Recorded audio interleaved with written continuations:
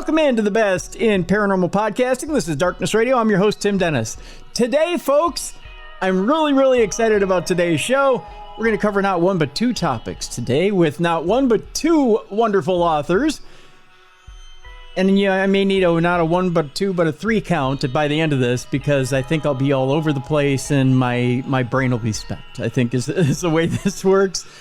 We've got some exciting topics, exciting authors to talk with today. We're going to jump right into it. We got so much paranormal, we're bursting at the seams. So we're going to talk not only about ghosts of Pennsylvania, but we're also going to talk about monsters of the Northeast. And with those two books, we have two wonderful ladies, two wonderful authors, Natalie Fowler and our own Jessica Freeburg. So there you go. It's going to be an exciting show. So let's jump into it. Let's talk first about Natalie Fowler. She's a practicing attorney, is an award-winning author and ghostwriter. Her published works include nonfiction books on poignant and sometimes dark historical events and haunting legends. She is the researcher and historian for Ghost Stories, Inc., and has led paranormal investigations at some of the most notorious haunted locations in the country. Inspired by the concept of spirit rescue, she co-founded a paranormal group called Paranormal Services Cooperative and has published accounts of her work as a medium in the field. You can learn more about her work and publications at nataliefowler.com. We'll put that link in the description of this program today. Our other guest, I think you should be familiar with her by now. If you're not, by gosh, you just aren't listening to this program enough. Jessica Freeburg is an internationally published author, history nerd, and researcher of the unexplained. She's written a variety of books ranging from graphic novels to paranormal fiction and nonfiction, focused on creepy legends and dark moments from history. As the founder of Ghost Stories, Inc., Jessica has performed paranormal investigations at reportedly haunted locations across the U.S. Evidently, they're not totally haunted. They're just reportedly. She has appeared in documentaries and shows on such networks as the Travel Channel and Amazon Prime, talking about ghosts and haunted places. And of course, you can hear her co-hosting right here on this show. You can learn more about her at jessicafreeburg.com, and we put her link up quite often, as we like to do, as we often do. Ladies and gentlemen, let's welcome into Darkness Radio, Jessica Freeburg, and of course, Natalie Fowler. Ladies, welcome in. Thanks for having us. We have a lot to talk about today. You know what? I'm going to shake it up. We'll do ghosts first, and then we'll do monsters to end the show. So we'll all right. We'll start slowly, and then we'll bring it back in. Yeah. First, I want to talk about the relationship here between the two of you. We'll start off that way. We'll go scariest, and then we'll go scarier. And no, I kid. So I want to start with Natalie because we hear from Jessica all the time. Start with Natalie. So how does this professional relationship, friendship start off? How do the two of you get to know each other? Oh my gosh, I have one of the best stories about this. So I was a member of SCBWI over in Belgium. I was living there as an expat and I had a great writers group when I was living there, and I was working on manuscripts and fiction works, and my family got transferred back the United States, and I was trying to kind of recreate that same network, find a new writers group here. And I had just finished my second paranormal mystery manuscript, and I had signed with a literary agent, and she mentioned how important networking was, and I was just trying to just kind of recreate some of those contacts that I'd had overseas. And so I joined the SCBWI group here, and Jessica was one of the, I think the assistant coordinator or something. And regional advisors. Yes, that's it. And she had posted that she was doing a networking event at Barnes & Noble in Apple Valley. And so I went, and there were about 20 other aspiring authors there, all at different phases of their career. And that's one of the things that's so great about those groups is you get to go network and talk to people and share where you're at in your journey. And we were going around the room, and I introduced myself, and I think I said something like, and I write paranormal mysteries. And all of a sudden Jessica's head just kind of snapped in my direction. And so we chatted after and quickly became fast friends after that. And then I think not too long after that, she invited me to go on one of the Ghost Stories Inc. Investigations. They were filming for a documentary, and she invited me to go along, and I was terrified. Not only because I'd been writing about ghosts for years at that point, but I didn't know if I really wanted to go shake one out of an attic. But more than anything, I was terrified of looking like an idiot doing something I'd never done before, because I'd maybe watched a handful of the ghost shows, but I hadn't actually participated in anything like that before. So I did what I do best, and I went and sat at the library all day, and I researched, and I found all these obituaries of some of the places we were investigating, all for the sake of not looking like an idiot on camera, and just so that I would have something to talk about. And I did. I found some really cool facts, something just to be able to contribute to the conversation as the night went on. And the next day they were presenting at Crypticon. Okay. Crypticon. And that morning she had sent me a note and asked me if I would join the group and be their researcher and historian.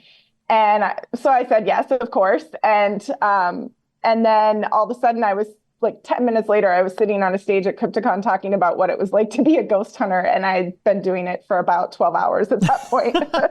So it was just really fun. And then we never looked back. I mean, at that point, then we were getting on airplanes and going to LA with backpacks full of ghost hunting equipment. And I remember thinking, God, my life has taken a really cool turn. Like, here's this soccer mom, like, having to explain what a K2 meter is to the security agent at the doesn't that suck? Airport. Yeah, doesn't that suck? Awesome. Yeah, especially when they're going through your stuff and then pulling it apart and then saying to you exactly what does this do again? Yeah. That's horrible. So see what doing research gets you? I mean, it gets you nothing but trouble. Yeah, it really trouble does. that I'm happy to be into. Yeah, exactly. So now I'm going to ask you this, Jessica. In the times that I've interviewed author teams, I've always wondered, is there ever, and no one will ever tell me the truth on this, because everything's always hunky-dory and roses and wine and everything's wonderful when it comes to writing teams. Is there ever any friction between the two of you? I have to know this when you're writing. Sure. I mean, like a little bit, like nothing major. I would say like we're both super calm people, so we don't really ever get mad, but I have an obsession with deadlines, and Natalie is more like, well, that's not working, so let's extend it for a week. And I'm like, no, we can't do that. And then I'm freaking out and she's calming me down. I mean, that's probably our only friction. And now I'm okay with being a week late for a deadline because it's life. And we're literally turning out 4 books every year, which is, a book every 3 months. So we have to look at it as a marathon, not a sprint. Oh my God. I'm the Natalie. But we never get mad at each other. I mean, it's so easy because we both have similar personalities and similar writing styles, I would say. So really by the end of the manuscript being finished, I can't tell what I've written and what she's written. We each take a story and we research it and take responsibility for like getting the bulk of the information and writing the rough draft. And then we send it to each other. And then the next person has free will to do whatever they want to it. And, just then they send it back to the person who originally wrote it and they get to review it one more time. And then we throw it in the manuscript and call it done. So if we look back at Monsters of the Midwest, I honestly don't remember even which stories I researched. Wow. Okay. I was going to say, oh my God, I'm the Natalie in our relationship, Jess. I'm the one who's like, let's tape at 5. Okay, 5:15.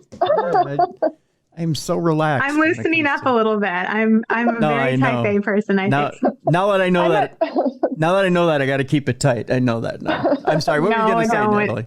Oh, I've become a single mom in the last few years, so I've had to just like kind of throw it up in the air. I used to be a lot more stringent about things. Now it's like, oh, I'm doing my very best, and that has to be good enough. And that's your very best is enough. That's right. That's understandable. When stuff gets thrown at you 100 miles an hour, there's times where you got to put something down and just go, you know what, life takes precedent, and then you've got to come back and do the other stuff. So, and the only other thing I would add to what Jessica said was that we call each other soul sisters. And sisters, I mean, we have that true sister relationship where you're not always going to totally see eye to eye on every little thing, but because of that relationship and because our friendship is what it is, that it's not none of it is ever going to threaten that core of the bond that we have. So, well, I think to work on projects like this and to do something that takes that much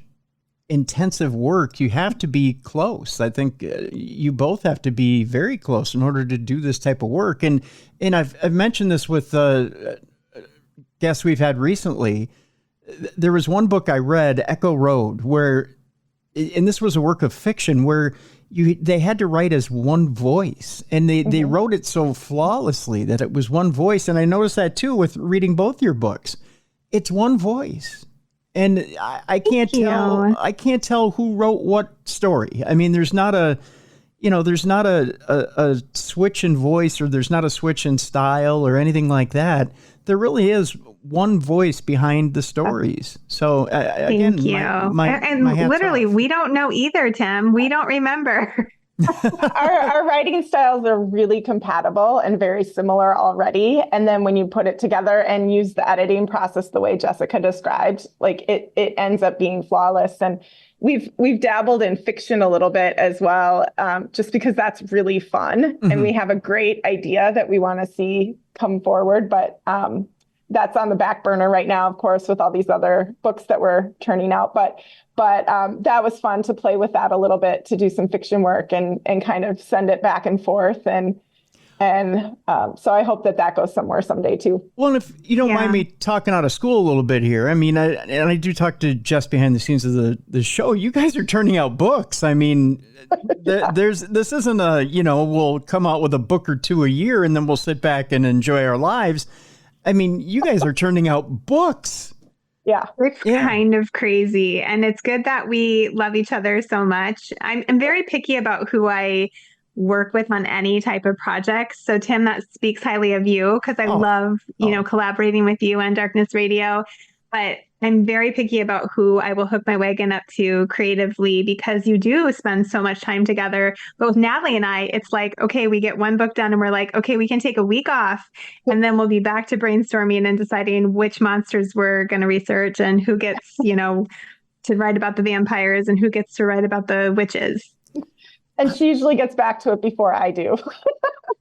Well, yeah, I'm very organized. I create charts and such. Again, we're streamlining our process. It's going a lot faster now. I was going to say, I don't think you need to be so hard on yourself there, Natalie. It's, as long as you get to it by the deadline time, I don't think it matters when you get to it, right? It's true. And it's so funny because sometimes I'll be working and Natalie won't have uploaded anything for a little while. And I'll wonder in my head, like, are we going to make it? Are we going to make it? And then all of a sudden they just all start falling in. We use a Google Doc so we can see as each other adds things, which is kind of creepy and also fun at the same time. Because like last night we were working on just kind of like brushing off some notes for this interview, and I could see her typing and she could see me typing. It's just weird. It was creepy.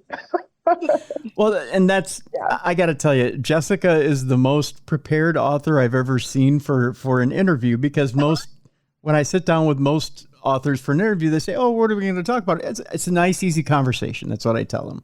We're just going to, just follow my lead. We'll talk about whatever, right? Jessica's like, okay, I got notes. And I'm like, and the only other person in the paranormal I've ever known that does this is Heather Taddy. Really? Yeah, she's the only one who, and she's cornered me before too. And it's like, all right, what are we talking about? I need to come up with notes. And I'm like, notes. We're not studying for a test here, kid. We're just, we're having a nice conversation. That's all this is. I like to be casual, Tim, but I also I have a brain that is so packed full of stuff right now that I'm like, oh, what if he asked me about a monster I haven't thought about since, we wrote these books, back in October? A year ago. Yeah, we turned it in last year. And so that's, in Jessica's defense, like we're 3 books on from this right now. So all these monsters are swimming in my head, and I can't tell you which one is, they're all my favorite, but to identify which one came from which book is really hard to do right now. So I'm grateful for the notes too. Well, we're going to walk into this slowly, and we'll talk in general terms, so we won't hurt anybody's brain today. So let's do this. Let's jump into. We'll start with the ghost side of things before we go to break today, and we'll tackle a favorite state of mine, Pennsylvania, and especially the Philadelphia area.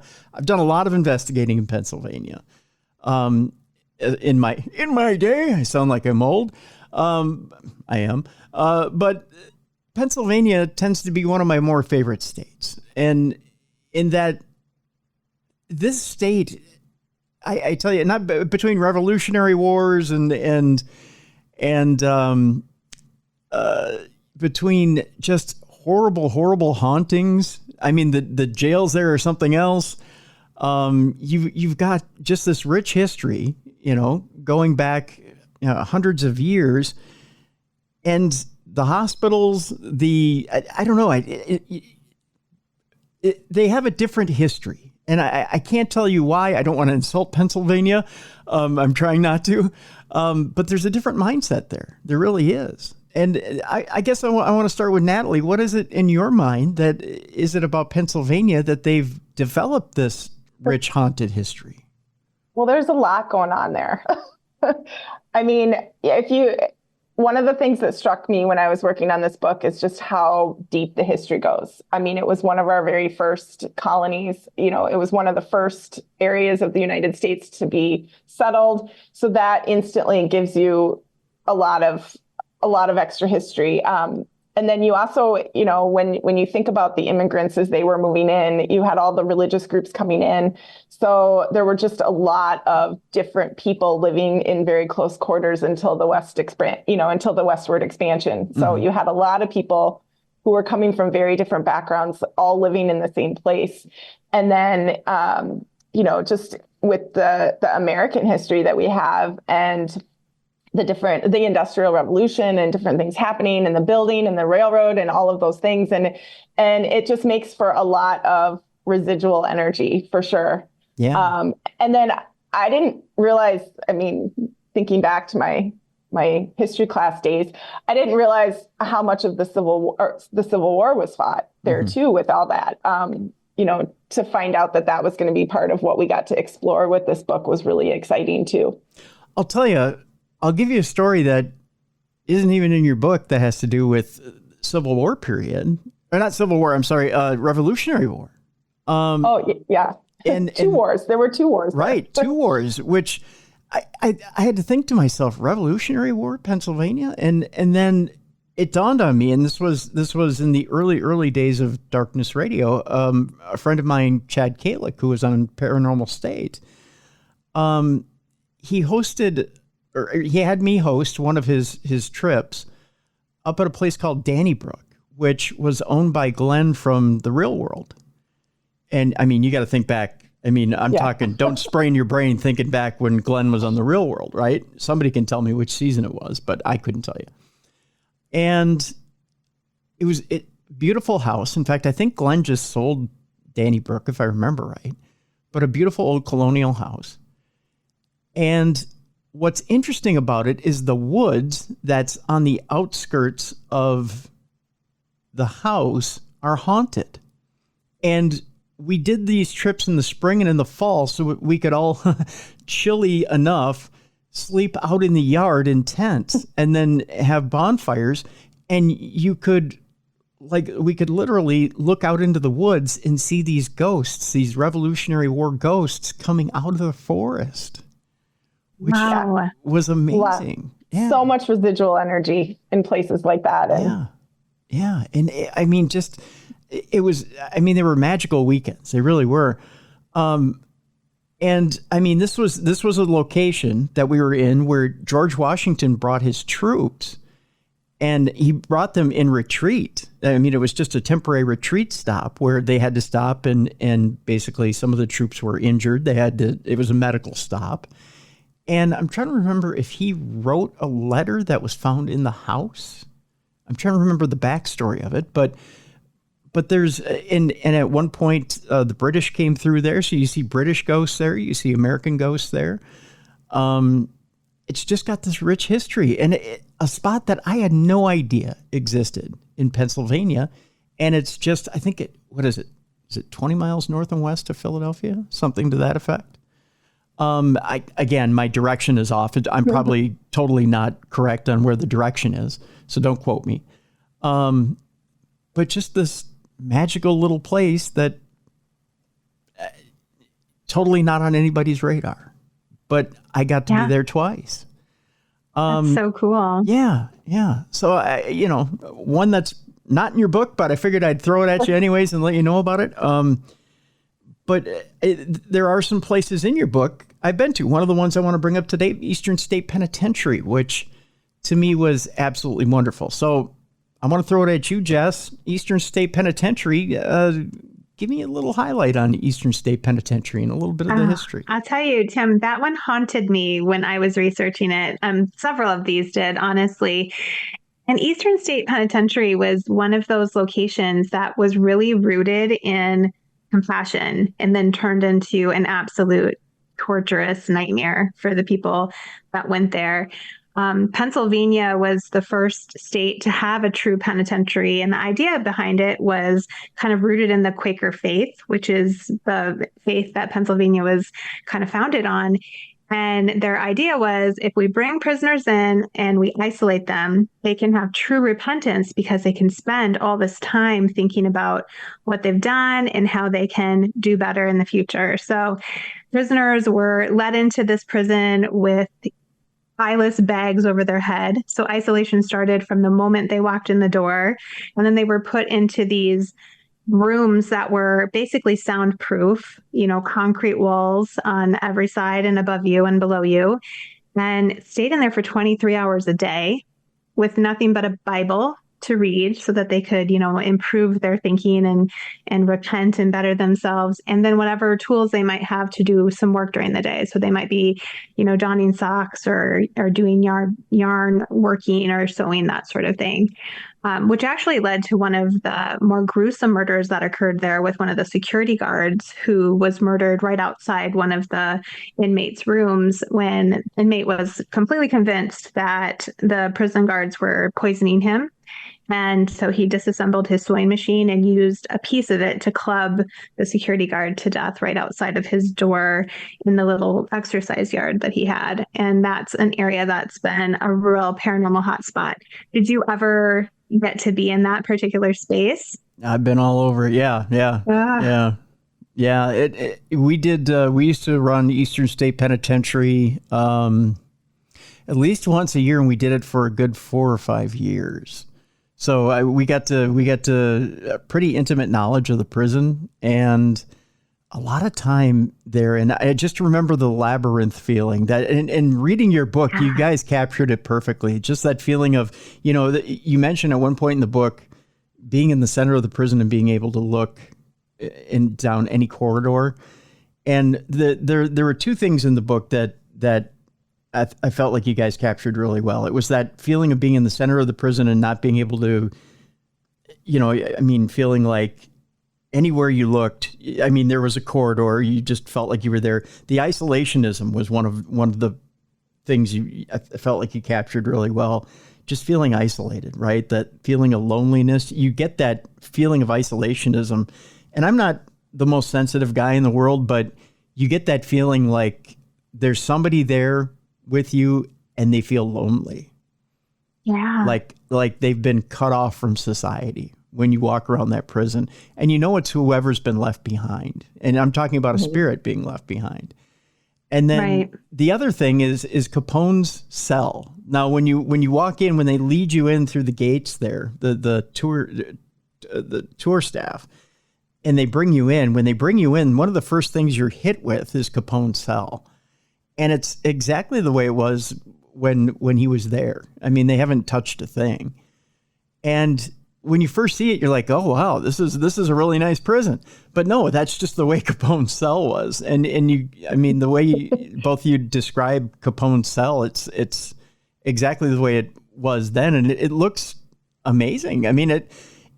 for the time that he was there at Eastern State, I mean, it really did feel quite nice. It felt homey. I mean, the rug's there on the floor and you've got the radio in the corner, and it's a stand-up radio, right?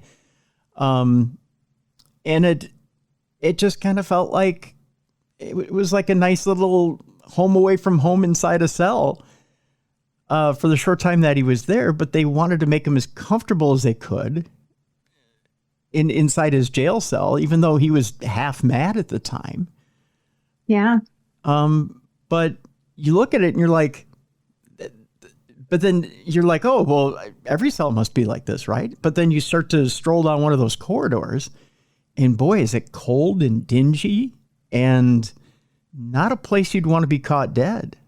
It's just completely different, right? Right. And think about, like, they even had the cells down in the basement, which you probably saw for isolation. And it's like, dude, they're already isolated. Like, how can it get any worse? But that was complete light deprivation, and there was no place to use the restroom. So they were just really like living in their own filth and complete darkness.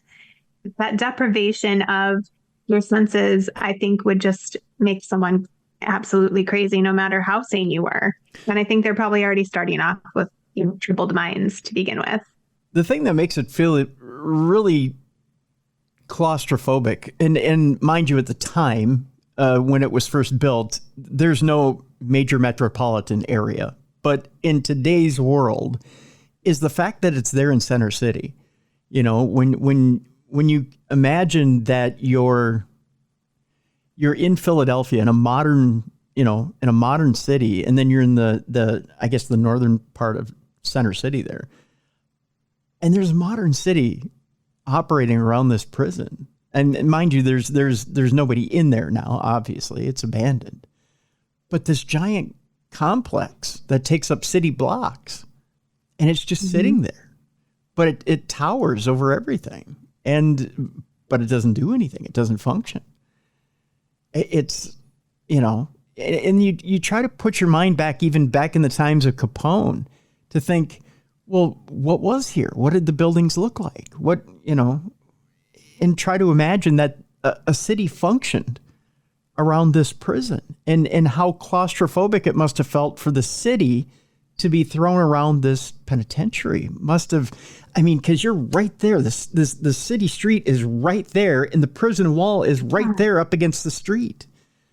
And wild that they built the city up like around it. Because like you said, it was like on a farmland up on a hill. I think it was called Cherry Hill or something when they initially opened it. And the city, ballooned up right next to it and just kind of swallowed it. Yeah. Yeah.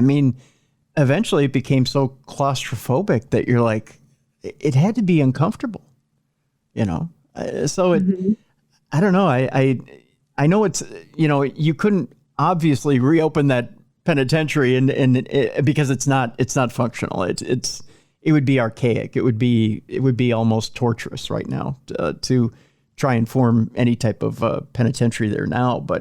And plus it wouldn't, it would be a hazard to anybody there now. Especially if I love that they preserved it enough that they can like do tours and kind of keep that history alive. I think that's like one of our favorite aspects of writing these books is like diving into the history and telling the stories from the past. And I think the ghost book in particular was really an opportunity to nerd out on history. And yeah. And I love that too. The fact that you can go and you can tour the penitentiary, you can put yourself back in time. And even from a paranormal aspect, you can investigate it, and you can still pick up residual energy or active energy from there and do with it what you will, right? It's still a little bit of a, going to the zoo, poking the tiger in the cage type of deal. But, but at the same time, it is what it is, right? And I think it's just so important to preserve some of this history the way these ghost stories do. There's a reason that these souls are ghosts or stuck. Sure. And part of it is because of the, atrocious treatment that they got in their life. And I think so often that's the kind of history we want to kind of shove under the rug. And that's also the history that we need to be really careful not to repeat. So preserving this, and also it shows us how far we've come, because I mean, that's one of the things that struck me when we were exploring some of the insane asylum stories in this and the institutions, because we talk so much now in our present time about how desperate the mental health system is and how we need more resources there. But it really wasn't that long ago where we were chaining people up for being crazy. Well, speaking of that, Natalie, I was gonna move on to Pennhurst. Do you want to tackle Pennhurst? I think Jess did the research on this one, so okay. she wants to jump in on that. Okay. I went after all of the prisons and most of the mental. Okay. Well, you know what that says about me, you guys. Let's tackle Pennhurst, as long as we're talking about mental health, because Pennhurst is an interesting topic as well. Oh, Pennhurst was also heartbreaking. Again, they're trying to come up with a solution for what they see as a real problem. When you look at the research and look at how they spoke about people with mental health issues, the words they used to describe them, I'm not even going to repeat. But they truly have quotes in the documentation of these conversations with professionals designated to protect them and do something with them, that they're a hazard to society. And really the only way to deal with them is to eliminate them, isolate them, one, and don't let them reproduce. So we don't continue to have this, gene pool in our society, because they're a hazard to our society, I believe are the exact words that they used. The startling thing is like, what could get you put into one of these places? Like, I was reading the list and I was like, dude, I'd have been there like 20 times. We both would have been there.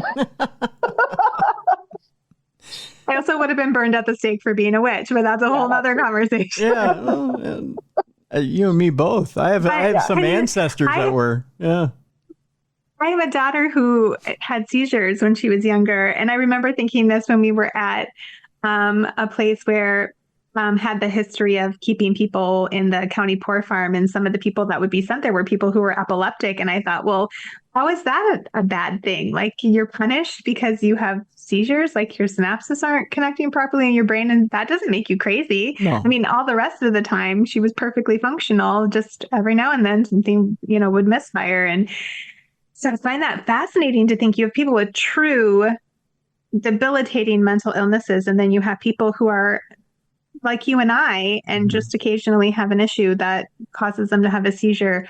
Or you have people who are deemed undesirables. They were orphans or immigrants that, were looked down upon at the time.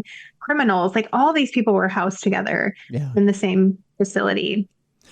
I think with Pennhurst, the most startling thing was when the journalist came in. I think it was in the 1968, right before the 70s hit.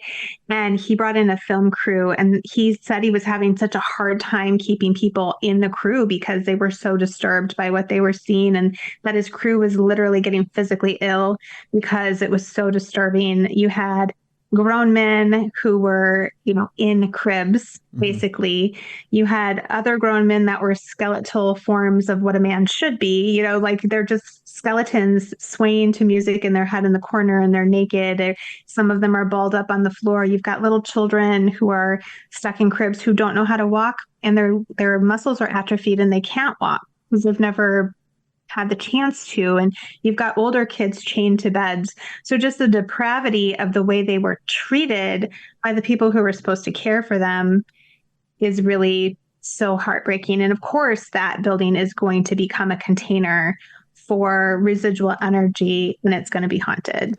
And it's made Pennhurst one of the hotspots that paranormal investigators want to go to. They, I've heard nothing but, just reports from other investigators online that say, you got to go to Pennhurst. You got to check out Pennhurst. It's, and people that have organized trips there have talked about I hate to put it this way when you talk about depravity, but talk about what a hot spot it is and what a gold mine it is for evidence. But, it's, one man's trash is another man's treasure. I hate to put it that way, but It has pulled up some amazing results for people when they've gone there for investigations. Yeah, and it was haunted even before it was empty. I mean, the people who lived there reported hauntings of the time that they were there. So, and I don't think that it's a bad thing to go and have that interaction.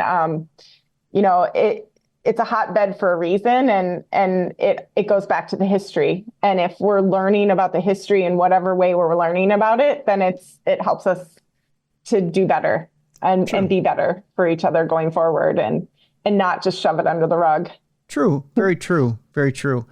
Another place that I've been and I've investigated that I don't want to say enjoy, because you can't enjoy a place like this, but I mean, you can, but you can't. And again, I struggle with this, and I know, Natalie, what you're saying, and I get what you're saying. I struggle with it personally just because of the fact that there's suffering that goes on there. And that's the battlefield at Gettysburg or Devil's Den in particular. Just knowing the atrocity that happened there. But yeah. Yeah, that's a huge draw. That's a huge part of my work in the paranormal is to go into it with almost a duty of sorts. And that's a colleague of mine started using the word spirit rescue, and that really resonates with me. As paranormal investigators, we go out there and there's so many people going and looking to prove that there's something there. Well, if you took all of the evidence that we've gathered over the years, you'd be able to prove beyond a reasonable doubt in front of a judge and jury that we are interacting with something intelligent. So then the next question becomes, what do we do about that? What is our responsibility? And so, that concept of spirit rescue, I don't think anything should have to be trapped in a space that for all eternity. Right. So that really has driven a lot of my medium work in this field. So let me ask you this, Natalie, because I'm curious as to what your findings are on this, because I've heard so many different hypothesis, thesis, whatever you want to call it, goes when it comes to earthbound spirits. I've heard some people say, well, an earthbound spirit may be just the residual energy that we leave behind here, that icky part of us that, part of us ascends, the other part of us, we leave that part behind.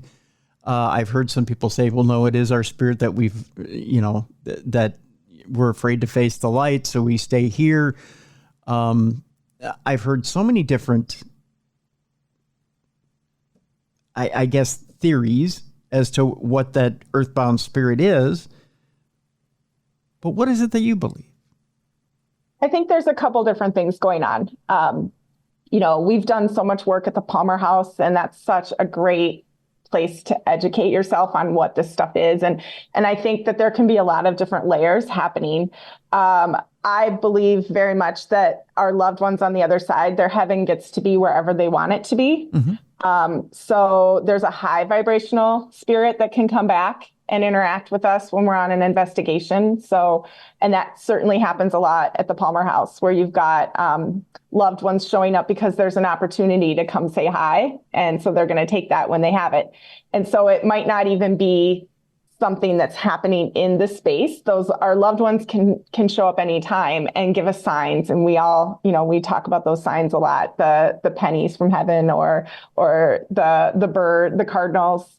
So I think our loved ones on the other side are showing up a lot. So that's one layer of what can happen on a paranormal investigation. But I think there's also a lot of these places that we researched have that heavy residual energy. When you've got someone who's emitting fear of their circumstances or that isolation, I think that energy can hang in the air and get trapped in a space. So that creepy feeling, we all know what it feels like when you walk into a room after somebody's been arguing and you can feel that energy hanging in the room. So that's a lot of these places are just filled with so much residual energy. But then I also think that there is I think a way that a spirit can get trapped. For me, when I feel that, it's more of a low vibration. And usually it comes with those emotions of feeling confused or scared or some of those heavier feelings that we have. And I think what that is I like to describe it as like a sliver of energy that gets left behind. Okay. And in my work, what I've kind of landed on is my theory for why that happens. I think it goes to our chakras. Like we have these energy centers in our conscious body, develops alongside of our physical body when we're in the womb. And so you've got the crown chakra is the first chakra center to develop on down to the root chakra. We all know those little kids who have their head in the clouds. And part of that is because their root chakra hasn't fully attached to the earth center yet. And so when we die, when we go through that dying process, if you've ever sat with somebody in hospice, I think you can watch as those energy centers kind of disconnect in reverse order. So your root chakra on up, if you sat with somebody in hospice, a lot of times they're talking about the loved ones that they're seeing, or they're talking about the angels that are coming to visit. And so they're already working on that transition process where their soul's going to leave their body.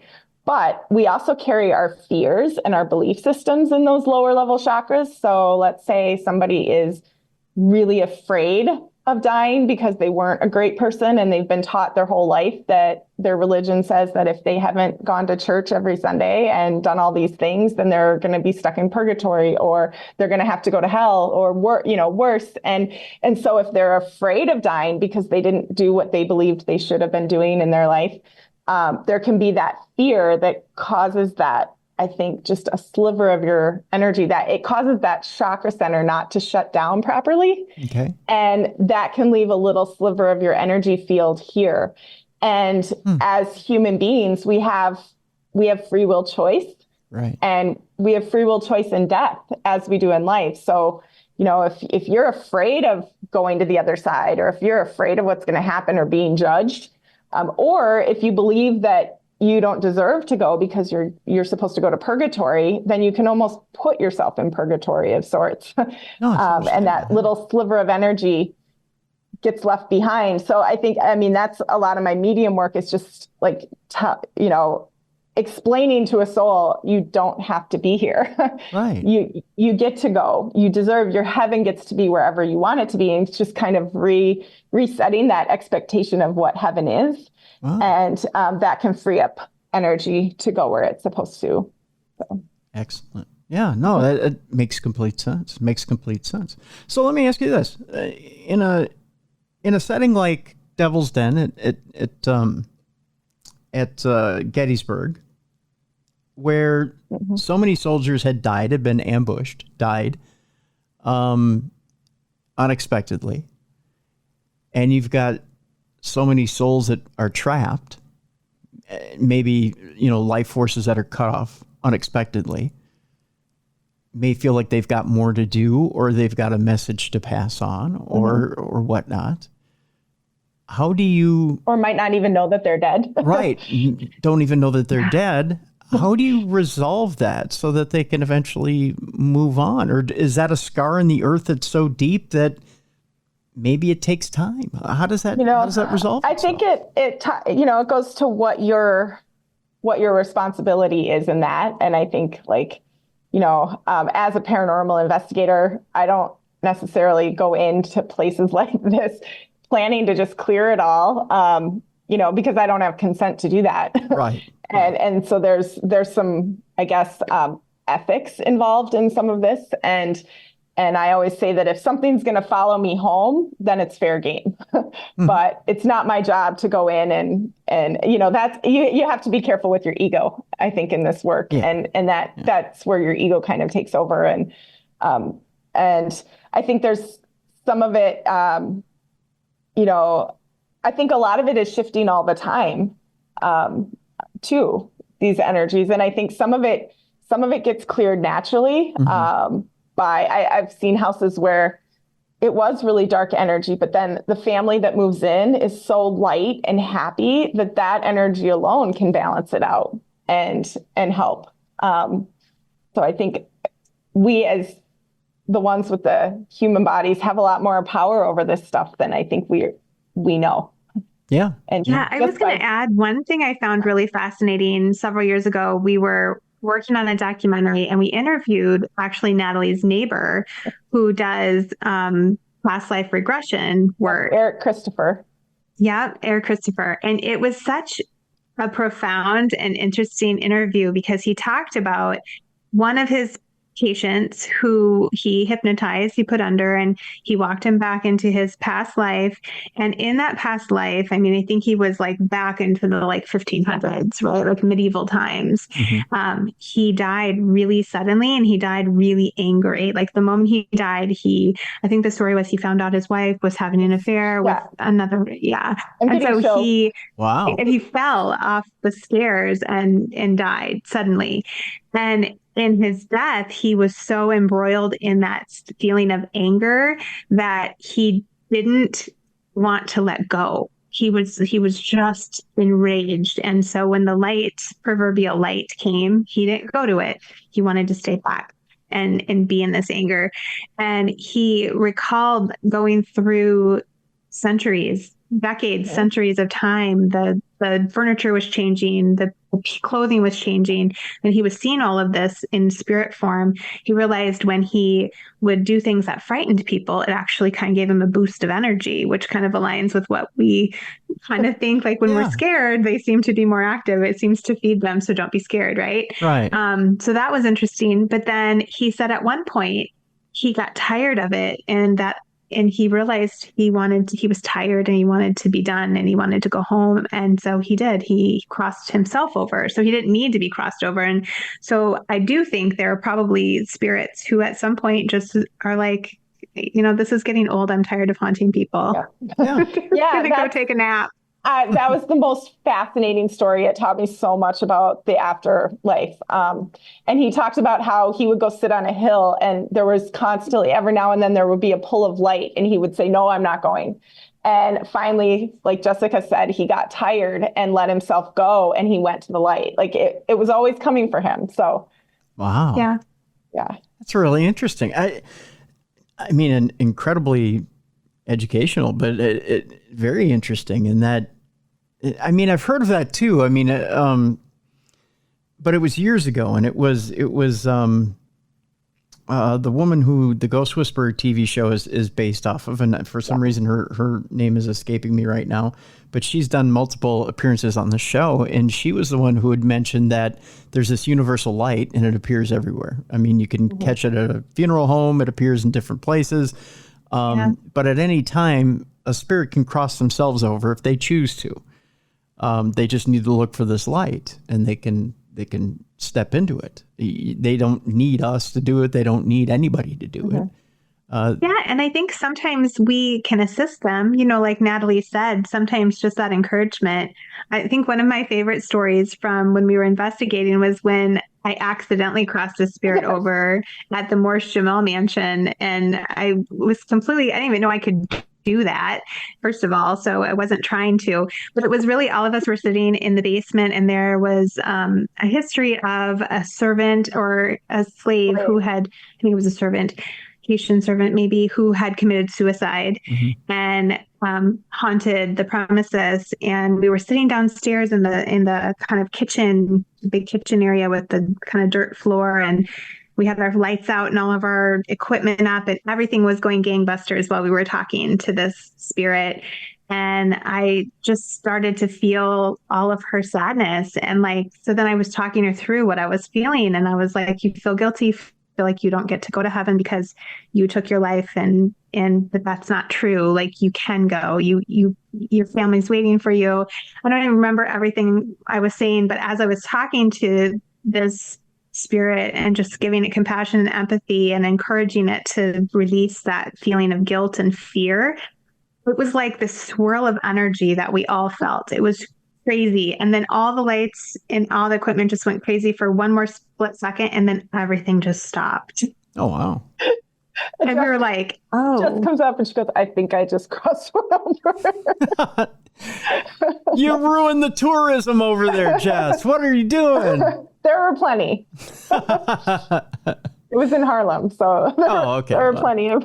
All right. Well, in that case. Okay, you didn't ruin the tourism. Well, all right. just one note before we take a break, and then we head out and talk about the monsters of the Northeast. The Jenny Wade house. I have a funny story about it. So there's a Phenomenology was an event that was out in run by a good friend of mine that we used to be invited out to every year. Unfortunately, they're not running the event out there anymore. And it was hosted out there different venues. It was the what was the name of the hotel? The one on the edge of town there. I keep wanting to say the Roosevelt, and it's not the Roosevelt. It's the I can't remember. Again, old age, it happens.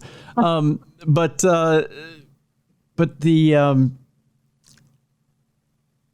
they managed to put together an investigation at the Jenny Wade house, and we were playing around. Bill Chappell had a new version of the Ovilus and he had different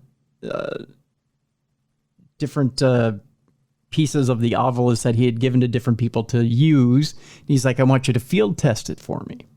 So he gave different teams this version of the Ovilus to use. And it had kind of a newer voice and everything. And it was very sharp, right? This is back before you could put it in your phones or anything like that. Back in the old days, right? So we're in the Jenny Wade house. Now, again, here's a disclaimer. It's a little PG. But one of the investigators had let one rip. Right? And there's certain things in this Ovilus. Now, mind you, the Ovilus at this time only had like 500 or 800 words in it or something like that. The Ovilus goes, fart, like really loud. As obviously one of the investigators had ripped ass. And Bill Chappell starts laughing hysterically. And he goes, I didn't program it to say that. Yeah. No, the Ovilus is my favorite as a writer. Like, that's my most favorite paranormal investigative piece of equipment ever. Yeah. So we got the Ovilus to say fart in the Jenny Wade house. So. That's great. Yeah. So just a little side note. So when I saw the Jenny Wade house in the book, I thought that's the first thing I thought of. Sparked a good memory about farts. It did. God, I wish we would have known that before we went to print. We would have put that in there. It's such a minuscule tale about farts in the Jenny Wade house that I'm sure they would have been embarrassed to even know it was in there. But yeah, so again, folks, the book, one of two that's out there right now. Now I have to ask you this question before we go to break. So why release both at the same time? Is that a publishing thing or just you decided both needed to come out at the same time?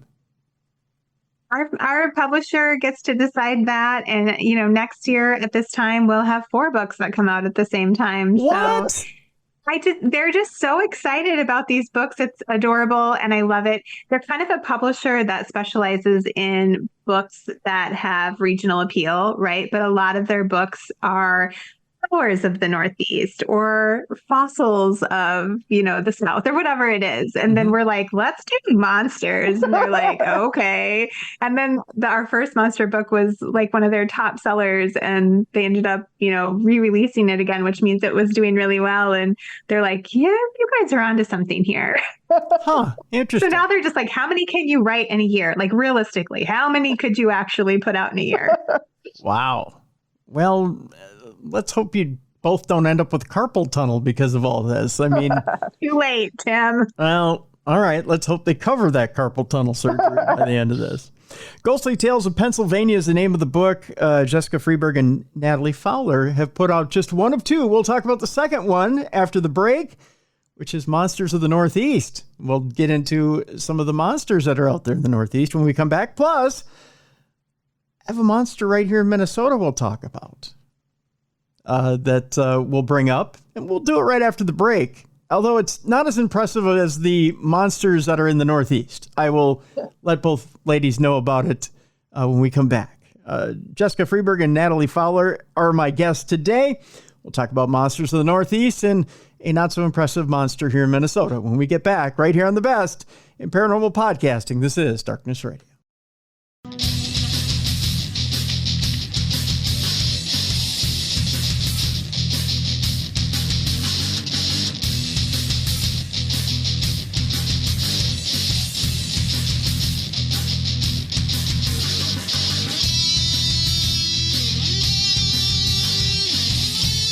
Welcome back to the best in paranormal podcasting. This is Darkness Radio. I'm your host, Tim Dennis. Jessica Freeburg, Natalie Fowler are my guests. Last segment, we talked about ghostly tales of Pennsylvania. Now we're going to get into monsters of the Northeast. But before we go to the Northeast, we're going to keep it right here in Minnesota.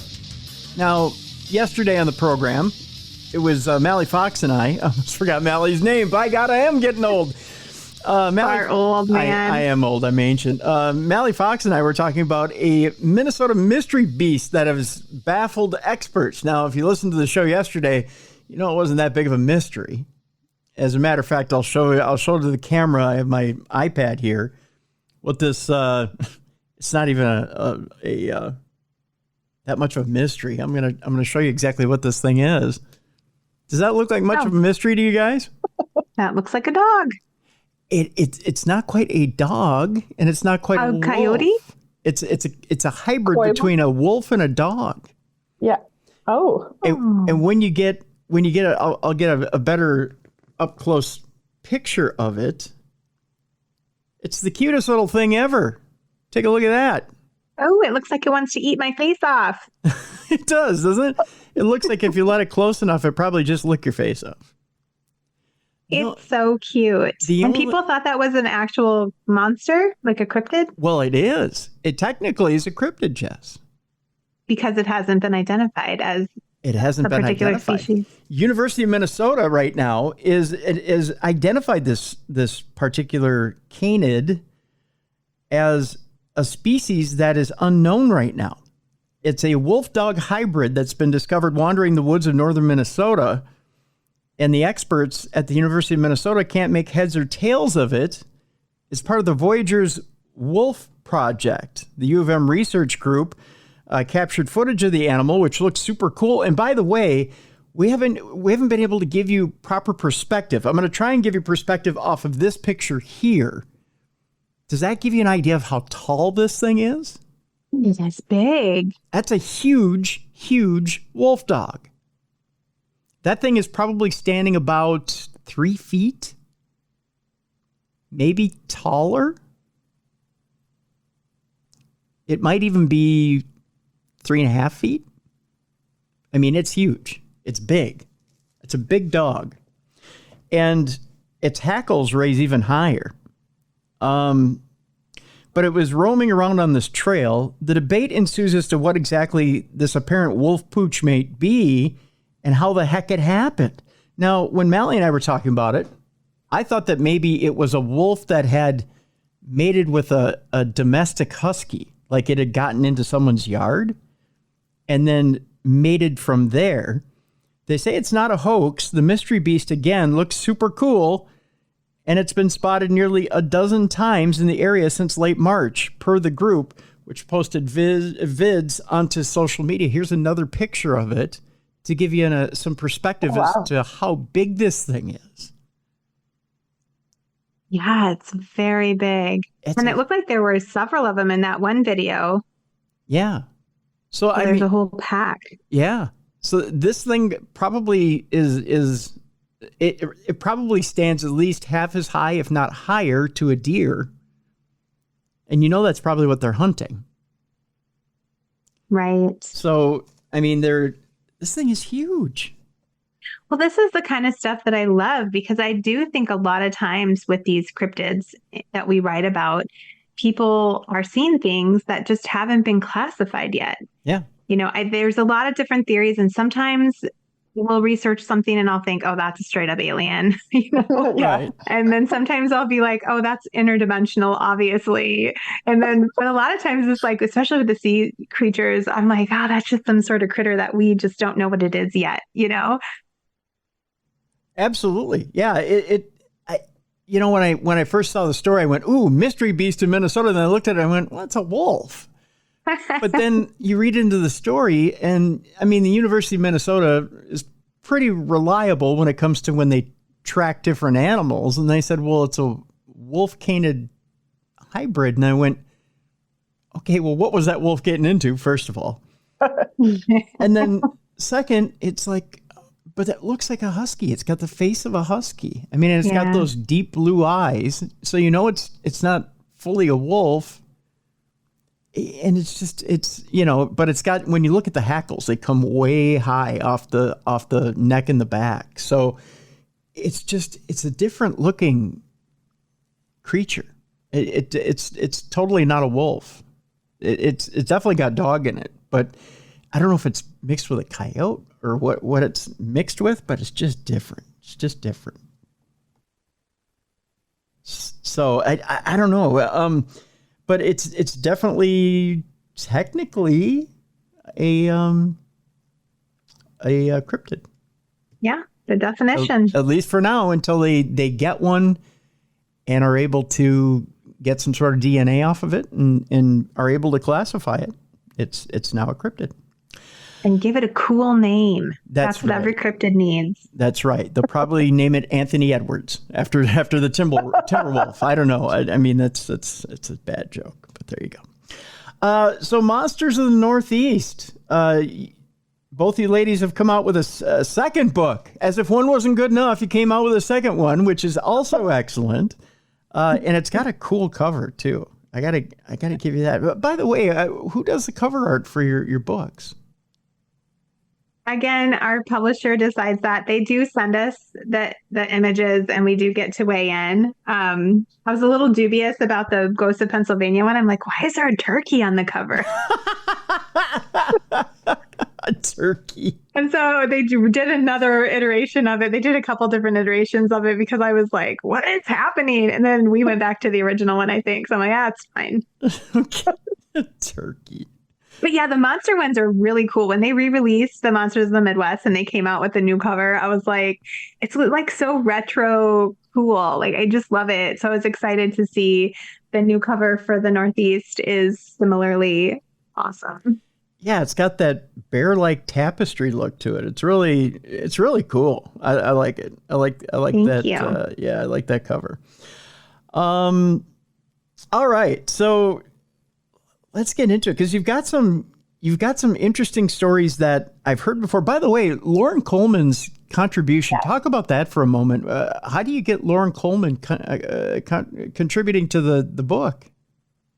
He was just so kind. I just reached out to him on Facebook, and in her research, we found so much Lorencoleman in the newspapers. Like because that's where we really. Yeah, this is his stomping grounds. This is where he really established himself as a cryptid researcher, and having met him a few times at Paracons and such, I mean, he's amazing. Yeah, he's such a smart guy. And so he was in the newspapers a lot. And that's really where Natalie and I try to begin our research for every book is like, what can we find in primary source documentation? And so Lauren was in countless newspaper articles. And so I just reached out to him and I just asked him, do you mind terribly if we use some of your stories and explained the way that we write them, because we write them a little differently than, just a straight up regurgitation of here's what happened. We use what's called a narrative nonfiction format, which kind of allows us to create narration that logically could have existed. I liken it to like if you watch a recreation of something on the Travel Channel of a ghost encounter or something, and the actors are talking to each other. Well, we don't know that's exactly what they said, but it makes sense for the situation, right? Right. So I kind of explained that to him, and he was very gracious and said, "Of course." And I said, "Do you mind if we use your name?" And he said, "That's fine." So I owe him a copy of the book. Oh, yeah. Well, and also there was one story in particular where he did so much investigate, like he actually became part of the story. And so we didn't want to use him in the story without getting his consent and piece for that. Yeah. I do try to do that if we have a story that's pretty modern and the people are still, around and I do try to reach out to them and just say, do you mind if we use your story? If I can't get in touch with them, often we'll just change the names. But if I'm going to use their names, I want to talk to them about that and make sure they're cool with it first. Especially someone like Lorencoleman. Yeah, you don't want to step on Lauren's toes. Yeah, he's so instrumental in this field that out of respect, we just had to make sure. Right. One of the stories, and I'm trying to, again, my old memory. One of the stories that has one of those people is a good friend of the show is Lon Strickler, and that is again, I'm trying to remember. It's one of the Bigfoot ones, and Sykesville, it's Sykesville, Maryland, Sykesville Monster. Yes, it's a Bigfoot encounter. We also owe him a book because he was kind enough to let us use his name. Yeah, and that particular story is, I know it pretty much. I don't want to say it shook Lon to his core, but I mean it's a pretty harrowing tale. Not only because of what Lon went through, but because the authorities gave him the runaround. I mean, it's one of those things where he's trying to tell the authorities, no, I saw this creature, and they're like, oh no, go ahead and go home. And he's like, go ahead and go home. Huh? And they blow him off. So I mean, he's getting a bit of a jumble there too. And Lon, if you know Lon, he's very much a straight shooter and very truthful and very forthright. And it's just one of those tales where, again, we'll have you read the book so you can read more about the Sykesville Monster. And I know he's told the tale here on the show too. But it's one of those tales where not only did he go through a very stressful time, but he was also denied by authorities at the same time.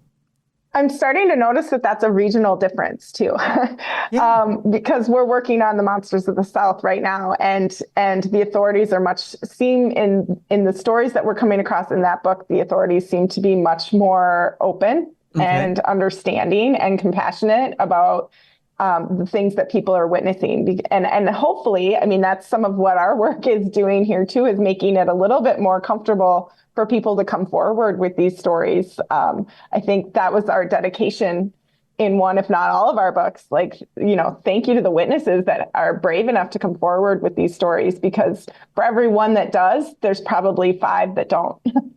Right. And so many of them aren't believed. And they first of all, they feel crazy because they just saw something that they can't wrap their brain around.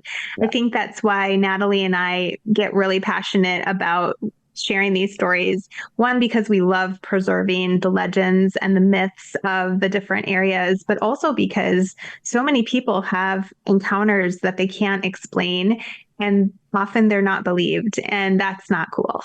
So we're like, we believe you, and we want to share your story, because then more people can share their stories, Is it just the attitude of the East Coast that it's naturally skeptic, or what is it that people aren't quick to want to believe you when you see something? That was the case in the Midwest too, though. Remember, we did the Beast of Rare Road, and that guy got harassed after. So ostracized, and he tried to recant his story. And once it's out there, it's out there. So you can't really do that. But I think, or there's just so much happening in the South.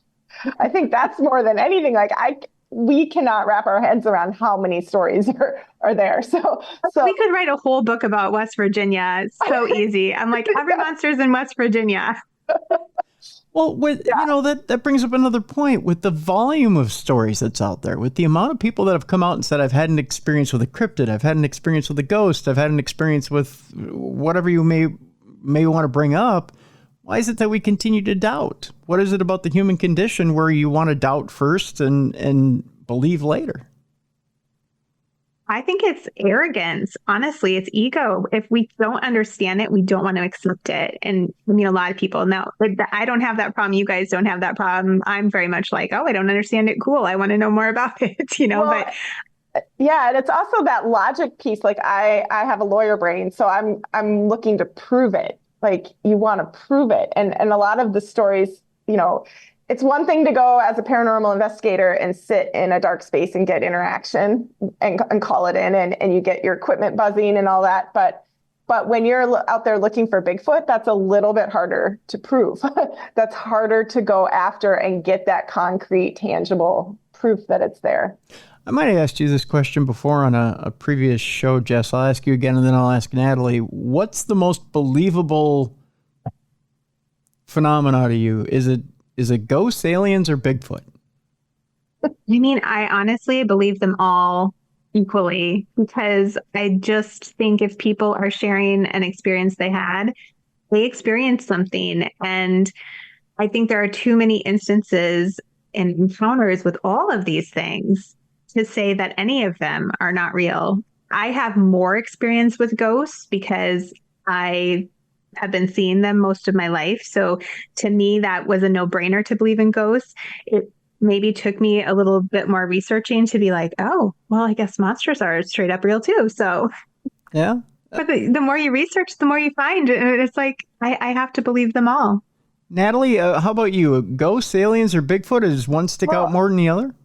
I think it's the story itself. Like, I think some of these stories you hear, and they're clearly more campfire legends, or a story that's evolved through a game of years of telephone, right? Where it gets added on and there's like details. There was a cryptid in one of our last books that had, the description was so comical. Mm-hmm. It had polka dots and stripes and fur and scales. It just got like, you could tell that everybody just added their little piece to it. So you've got that, but then you've also got, there was a story from Monsters of the Midwest, and the actual monster is escaping me right now. I think it was the three-legged thing. And you've got, and I think Lorencoleman was the one who came in and investigated it, but you had a little boy out in the front yard playing, and his tennis shoes got tattered and torn. And he came running in the house, and his parents couldn't explain why. Well, 3 doors down, these kids were home alone, and something about 10 minutes later was trying to get in their house, and there were scratches on the wall and things like that. And then their parents came home, and the dad saw it in the driveway. And so you've got these different eyewitness accounts that have no idea that the other person is experiencing something. And then when you can go back and put all these things together, that to me is a very tangible, real story. So I think it truly depends on the facts and circumstances of each case. Okay. Because that story is probably more believable to me than maybe a ghost story that doesn't have that supporting evidence. But there are certainly ghost stories where you've got the Kinect camera images, and you've got the Ovilus and all these pieces of equipment working together to tell you this piece of evidence. So I have one legend I want to talk about, or one phenomena I want to talk about that I find a little less believable than others that you write about in the book. And I'll throw it your way here, Natalie. That's vampires.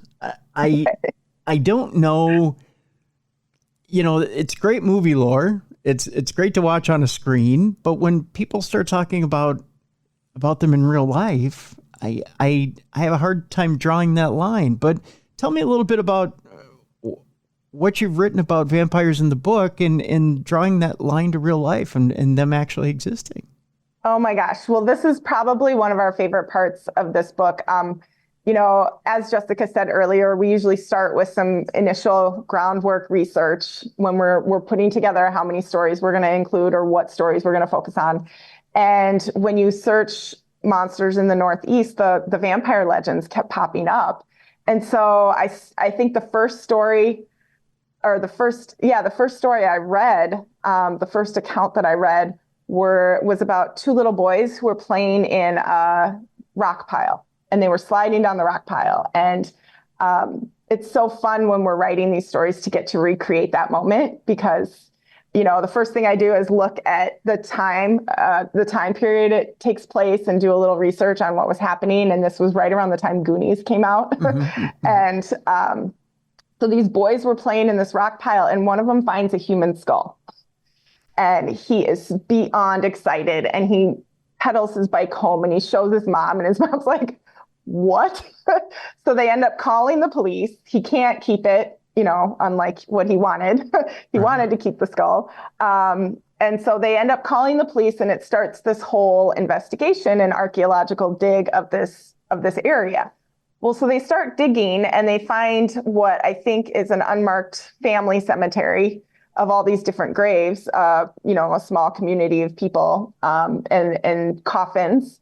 And they find a coffin, and on the top of the coffin in brass tacks, it's spelled out JD55. So that's kind of mysterious already. Yeah. Well, they open the coffin and they find that the body has actually been dismembered, and it was positioned in a way where it was the skull, and then they took the 2 femur bones and crossed them like the Jolly Roger flag. So then all these researchers are like, what is this? What the heck is happening? And so they start to uncover and do the research, and I think they sent it off to DNA testing, and I don't even think we had the technology yet at the time to be able to determine who this was or what happened. And it just so happened they were bringing in students through this research space, and one of them made a comment, well, have you ever heard of the Jewett vampire scare? And they're like, what? And so then that starts a whole string of this kind of forgotten research. And it turns out that in this area, going back, and it wasn't even that long ago, it was 1850s, the mid 1800s. And people were dying. Whole families were dying of consumption. And at the time, they didn't realize that that was actually tuberculosis, and it's incredibly contagious, and it would just wipe out families over the wasting disease, they called it. And it would just wipe out entire families. These stories were of, families with 11 children, and 1 survived out of the entire lot, mom and dad included. And so you've got this desperate situation where this plague of sorts is coming through the area. And also these people are really isolated. Not a lot of transportation back and forth. They don't have a lot of news resources to get information. But there were fire and brimstone preachers going from town to town. And at some point, one of these preachers talks about the vampires and how, and so he starts kind of this rumor that happened. And one of the first vampire stories was a family, Lieutenant Spaulding and his family. So Margaret Spaulding had the 11 children. And over the course of about 15 years, she buried almost all of them, including her husband. Oh my and God. So just desperate for answers, desperate for information, and also a lot of fear. So of course you've got your neighbors talking, what's happening? Where's the curse? Who cursed this family? Because they're all dying.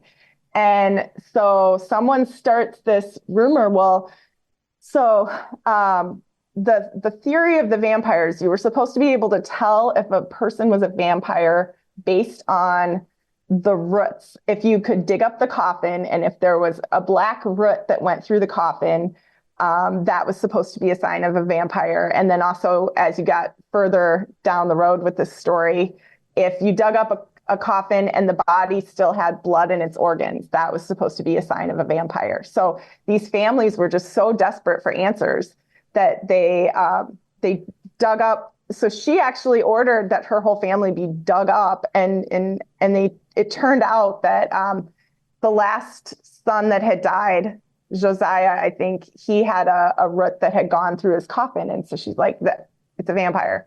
So they burned the root, they burned the body and all of his organs, and miraculously, her daughter survived. So it was like that one little coincidence that then gave fuel to this legend that this is what was happening. And so people were so desperate for answers that they kind of latched onto that.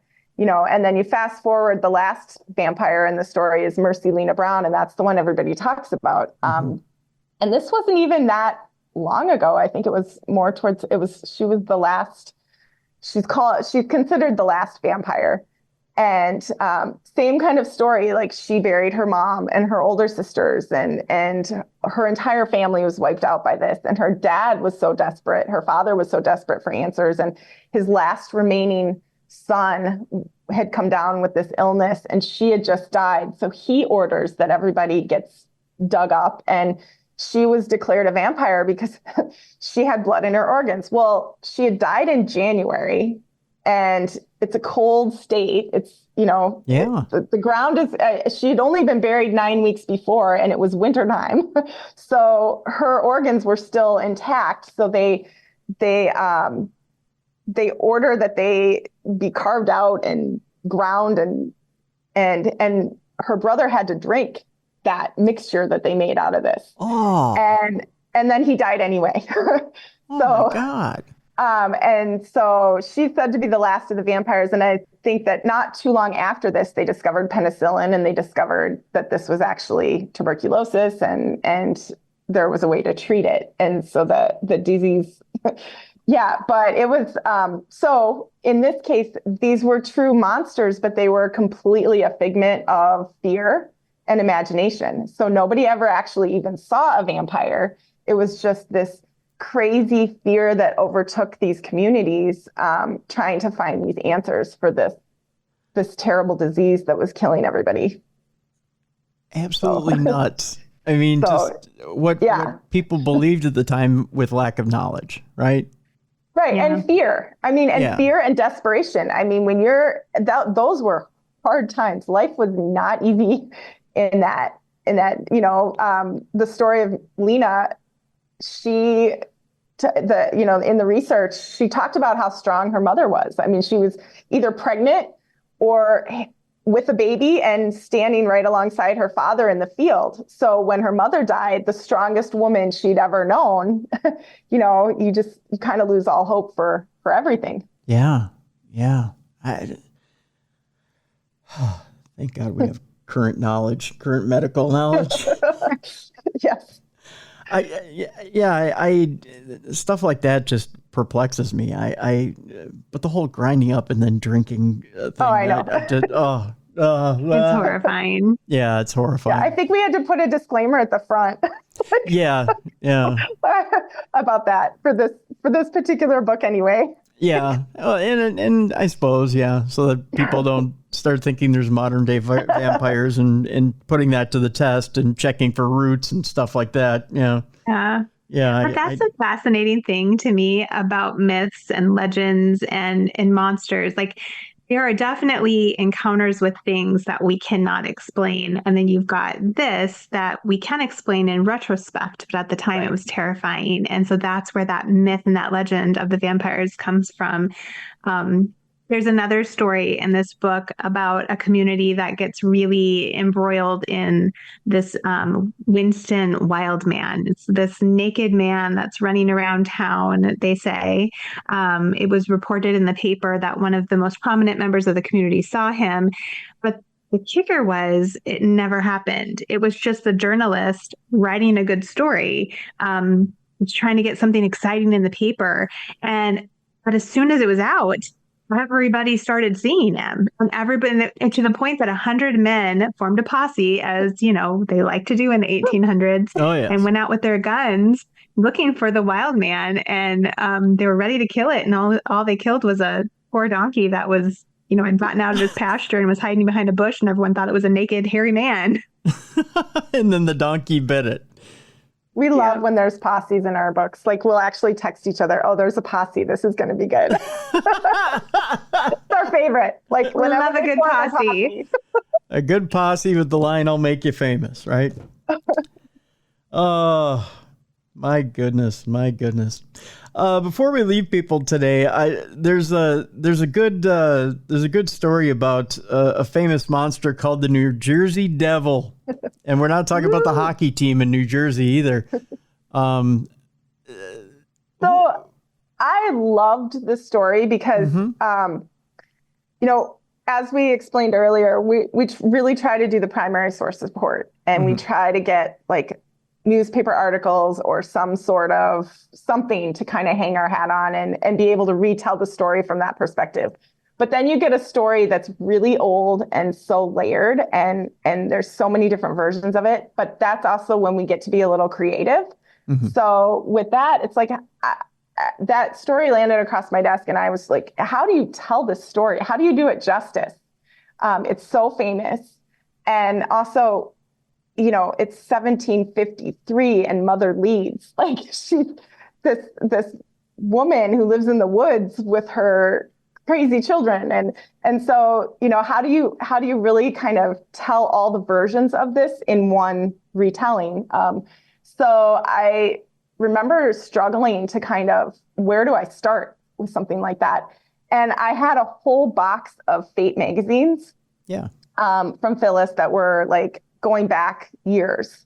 And I figured I just picked up a handful, and I was kind of flipping through, and I came across a story about the Jersey Devil and how there was a forest fire that had happened. And it was a nearby naval base where they had a flare.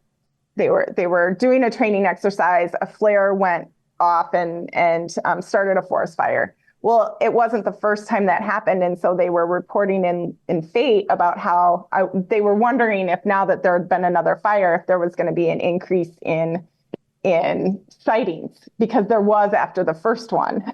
So then you get to kind of like create characters to tell this story. And so there, you know, it was kind of perfect to use the fire as that hook and be able to kind of have a fireman reflecting back on childhood stories that he'd heard and be able to tell the story that way and get to create some characters to kind of use as inspiration. So. That's crazy. I mean, it's funny how you draw parallels to try to incite stories, right? I mean, yeah, you know, fire to bring out the Jersey Devil, right? Or, I mean, it makes sense. I mean, that's a parallel that makes sense, I guess. But it's just, you know, I mean, it's the funniest thing that fuels lore and legend. Well, and in this case, like as someone who's also like with us, we both are fiction writers too and creative. So to have a little bit of freedom to be able to write. And in this particular case, I actually have a friend in the paranormal community who's a fireman. And so to be able to kind of like, kind of use that as a springboard and be like, oh, here we go. And bounce that off, huh? Yeah. That's funny. You have quite a few sea monsters in there as well. One of the more famous ones is Champ, I know, in Lake Champlain. I just gotta ask this question. You guys have something against Peppy here in Minnesota, or what's the deal? We wrote about Peppy. We did. Peppy's in the other book.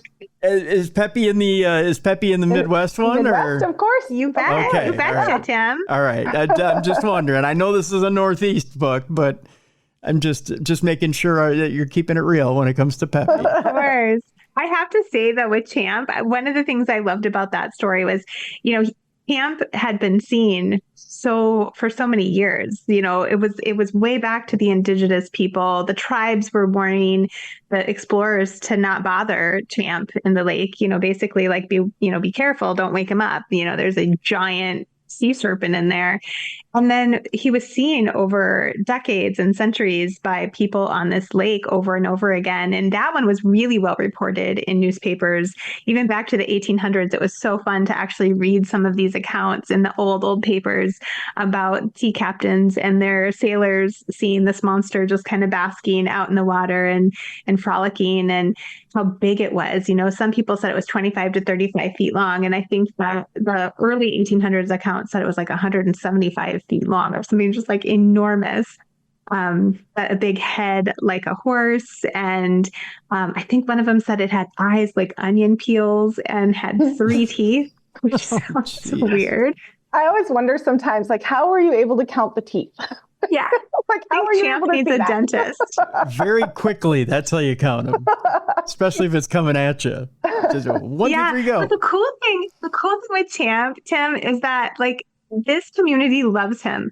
Whether you're a believer or a non-believer, he is an icon of this community, to the point that in the 1980s, they created a law in New York and what's the other state it's in? All of a sudden, my brain is drawing a blank.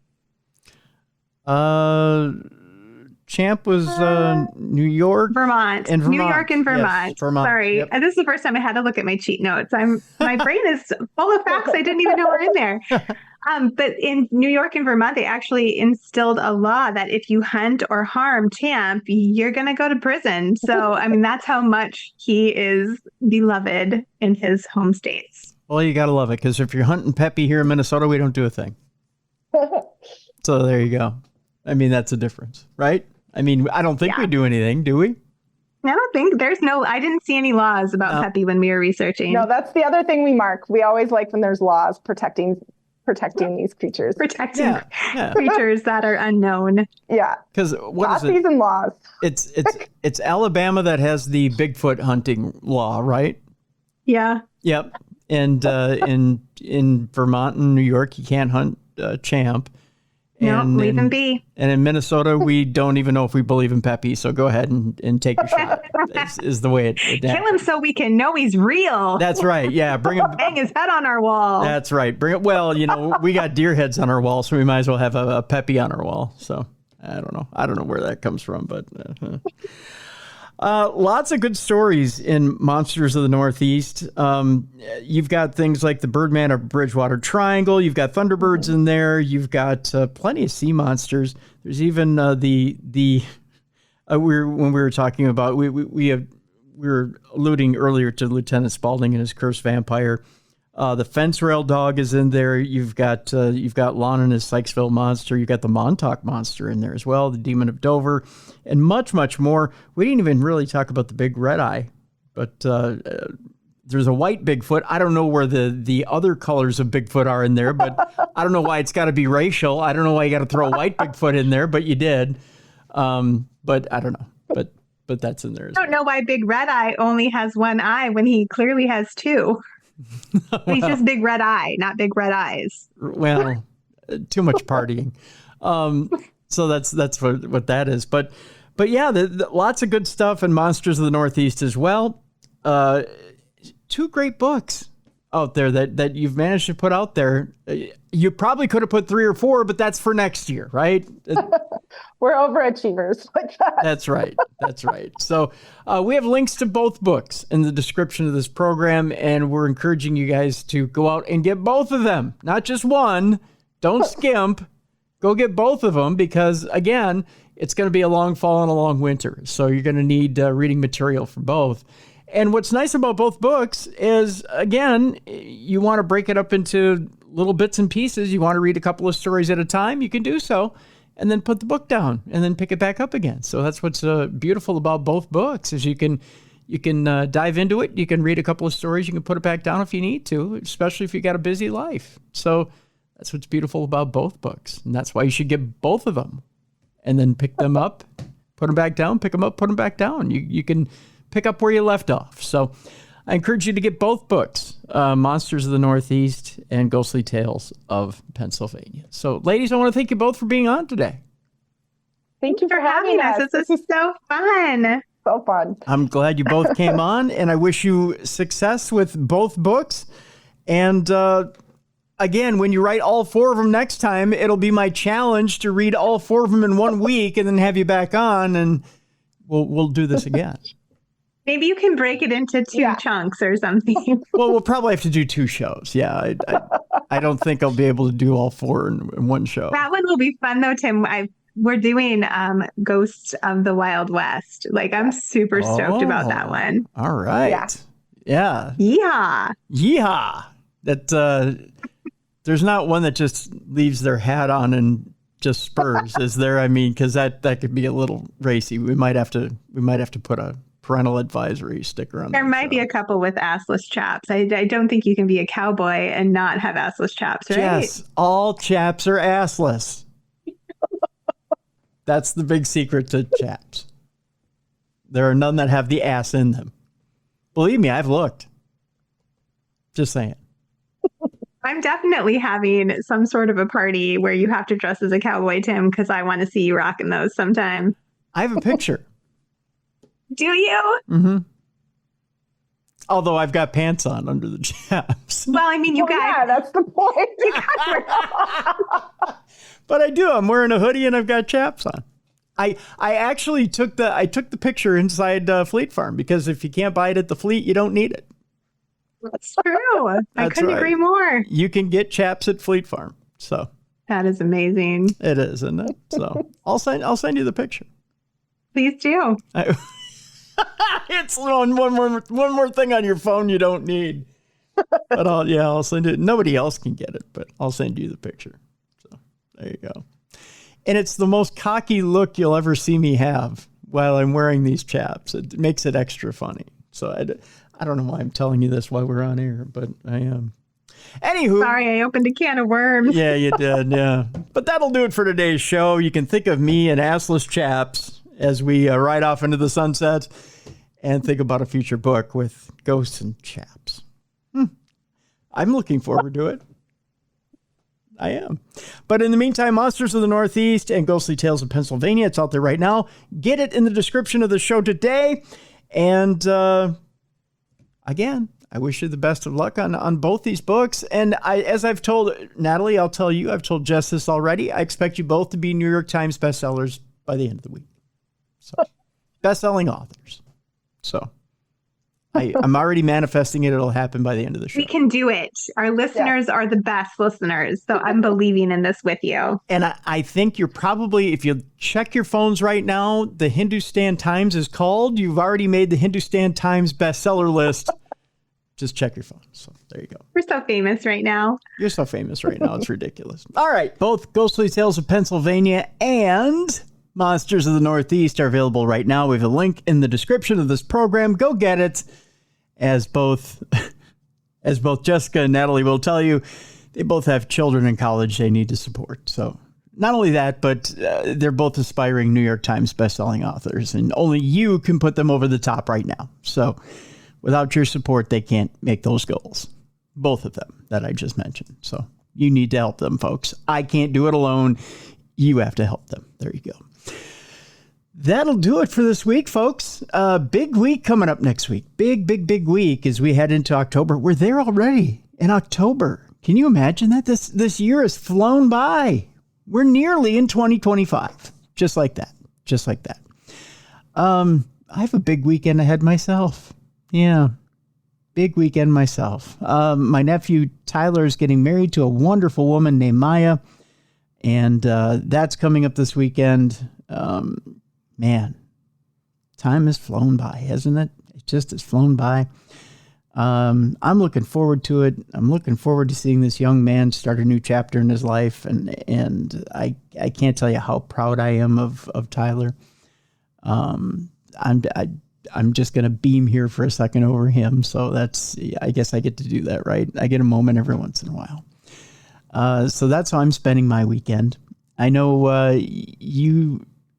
you may want to take a moment in your weekend to be a light in someone's darkness and help someone out in your neck of the woods, no matter what it may be. Maybe there's some charity that needs your attention.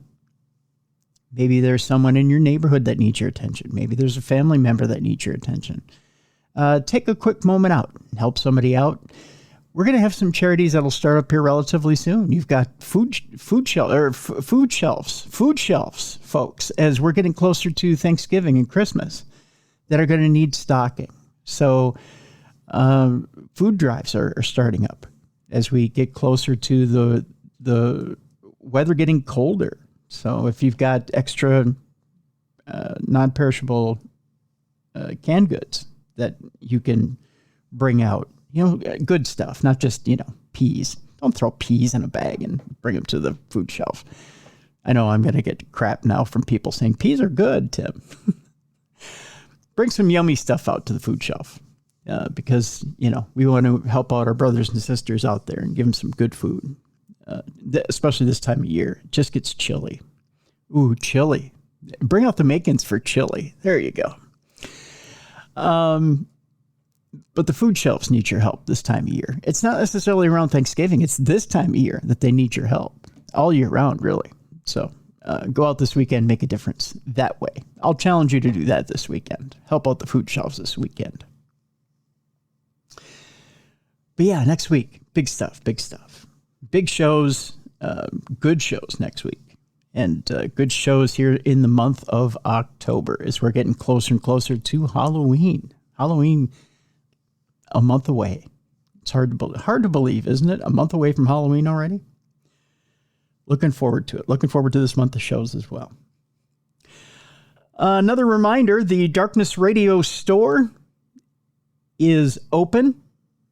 There's plenty of new, great stuff in it. We've got the stuffed Slimer, the little toy Slimer that's in there. Lots of other good stuff in there. We've got the metal souvenir signs. Captain Spaulding is in there. The 3 from Hell are in there. You've got lots of good stuff in there. You've got lots of horror movie stuff in there for the Halloween season. So check it out. Because as I've joked before on this show this week, I'll shut this show down quicker than you can imagine if we don't start raising money through the store. No, I'm kidding. I'm totally kidding, but no, I'm serious. No, I'm kidding. But, help support the show through buying some items if you wish through the store. So there you go. There really is some good stuff in the store. I'm not kidding. I didn't see one comment online saying, well, if you just get some t-shirts, I'm working on that. I got a bit of a logo problem. If you're a graphic designer who wants to help us out with our logo and resizing our logo, hit me up. Give me a ring, give me a jingle. Hit me up at tim@darknessradio.com. So there you go. That's about it. That's all I got. We'll see you next week. Big week next week. Jessica, Mally, myself. I know. We're trying to get Beer City Bruiser back in here. I know. Hit him up. Tell him you want him back on the show. No, I know. I'm not going to pressure him to come back yet. He's having a good time. Check him out, by the way. If you've got any